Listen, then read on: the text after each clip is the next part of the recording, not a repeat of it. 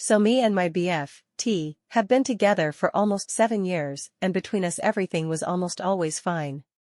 We share the same interests, hobbies, and we are both gym rats, ahaha.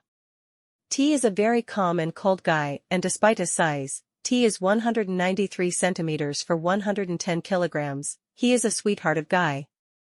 Always caring, sweet and romantic, and in fact in my family, he is known as Giant Teddy Bear and everyone loves him for his good and sweet character. This part is very important because he is an ex-military, special forces or something like this, and when he told me this I was a bit skeptical because in my family he already had very bad experiences with ex-military, my brother, and this experiences aren't good at all. My brother have severe PTSD, and this affected his mental health very much. When all this mess happened, we were living in one of the worst neighborhood of our city, but it was temporary. In fact, we stayed there for like 1 month, because we were waiting for T's house to be fully renovated, and I can assure that that neighborhood was the closest one to our future neighborhood. So with a bit of reluctance we stayed there, but we're always very cautious with closing always every window, door, and always parking the car inside. During our relationship I never saw T losing his temper and calm once. He was always calm and cold, never raised his voice, was never violent or manipulative, but always sweet and good. We only had one major argument because I thought that he was cheating on me and I threw a tantrum at him, but even there he was calm and cold like always and demonstrated me with proofs that he wasn't cheating on me, and from there we became stronger than ever. Anyway, a year ago, we were coming back from work, we work near to each other and he always picks me up from work. When at like 1 minute from our apartment we heard someone very young crying and screaming for help. At the beginning we were skeptical because we thought that it was a trap to rob us and to steal the car, so we fastly parked the car in our garage and then we went to search the source of the noises. While we were walking around and searching it, he saw some movements behind a dumpster and wanted to go there to search. I told him clearly that I was afraid and scared, so he told me to hide behind a secure spot and to don't move while he was going to check. After like 2 minutes I heard someone crying and shouting in pain very loudly, and then I saw T with a little girl of 8 years in his arms crying and trembling of fear.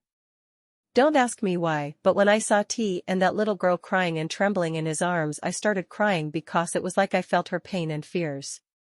T called the police immediately and fortunately after like 10 minutes they showed up with an ambulance.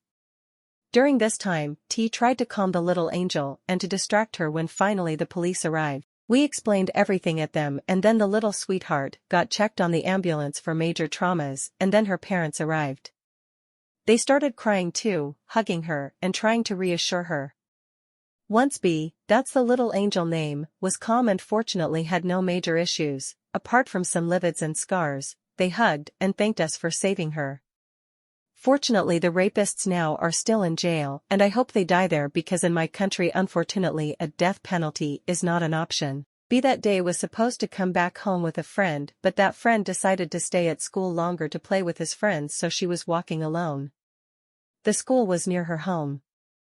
I never saw T in 7 years acting that badly on someone because in my mind his image is that of a calm, sweet and cold guy that never loses his calm, not even if someone is angry and shouts at him, like I did at him when I was wrongfully suspecting that he was cheating on me, and then knowing that those two had broken noses and jaws, various broken ribs, and broken arms makes me proud of his reaction because those two beasts deserved way worse than that.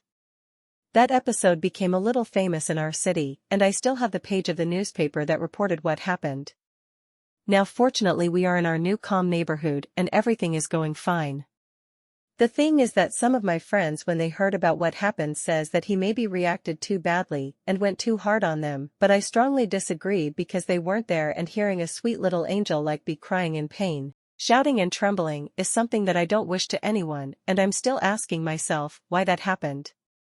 The other thing is that when this all happened we didn't told immediately to everyone because especially I needed to process what happened because it was a major shock for me, and only recently, when my friends asked, we are telling what happened, and sincerely I don't care about what others says, but that image of T coming back to me with his big hands full of blood and having B in his arms crying, shouting and trembling makes me realize how T manages well his emotions and actions, and get angry only on serious and important things like this.